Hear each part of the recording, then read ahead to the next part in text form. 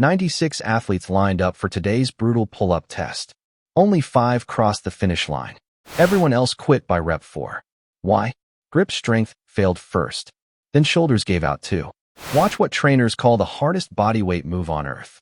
One tiny mistake ends your set instantly. Stay till the end, because number 9 hides something shocking. Here's the deal. This isn't your gym class pull-up test.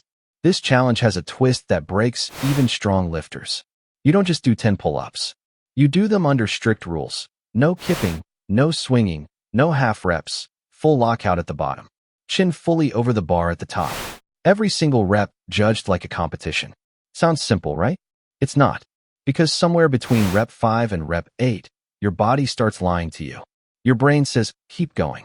Your muscles say we're done. And that fight, that exact moment, is where 95% of people fail. So before you scroll away thinking, I could do this easy, let's see if that's actually true. The first 4 reps feel great. That's the trap. Your muscles are fresh. Adrenaline is high. You're pulling smooth, breathing steady, thinking this challenge is overrated. But here's what nobody tells you. Reps 1 through 4 don't test your strength. They test your form. And most people are already breaking form without knowing it. Watch closely. See how the shoulders creep up toward the ears? That's called shrugging, and it steals power from the muscles that should be doing the work. It also loads the neck and shoulder joints with stress they weren't built to handle in that position.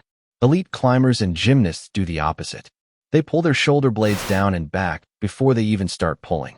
It's called engaging the lats, and it's the single biggest difference between someone who fails at rep 5 and someone who cruises past rep 10. Small fix. Massive difference. This is where the video gets real. Rep 5 hits, and suddenly your forearms feel like they're on fire. This is called grip fatigue, and it happens because your forearm muscles are small compared to your back and arm muscles, but you're asking them to hold your entire body weight for every second of the exercise. Most people don't fail because their back gives out. They fail because their fingers literally can't hold on anymore. Here's a stat that'll surprise you. Grip strength is one of the top predictors of overall health and longevity in scientific studies.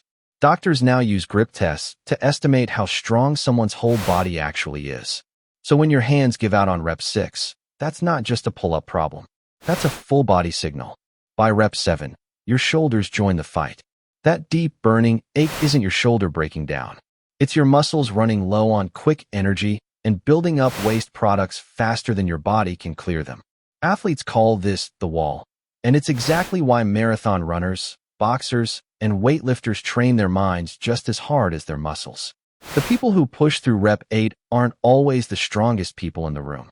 They're the ones who train their brain to stay calm when their body starts screaming. Now here's the part one promised you.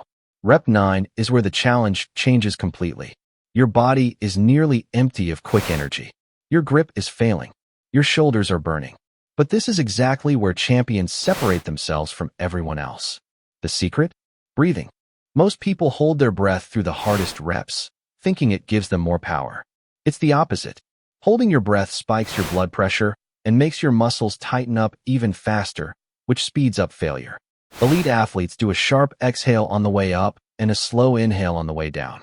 That single habit can add 2 or 3 extra reps to anyone's set instantly. Rep 10. This is the one that separates the 95% from the 5%. By this point, your body has almost nothing left to give. Your form wants to break. Your chin wants to stop short of the bar. This is the rep where most people cheat without even realizing it. And it's also the rep where judges disqualify entire attempts. If you make it here with full form, full lockout, full chin over bar depth, you just did something almost nobody else in this video could finish. So let's recap what actually separates the 5% from everyone else. It's not raw strength.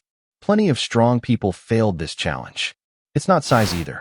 Some of the smallest athletes in the original test finished clean, while bigger, stronger-looking competitors tapped out at rep 6.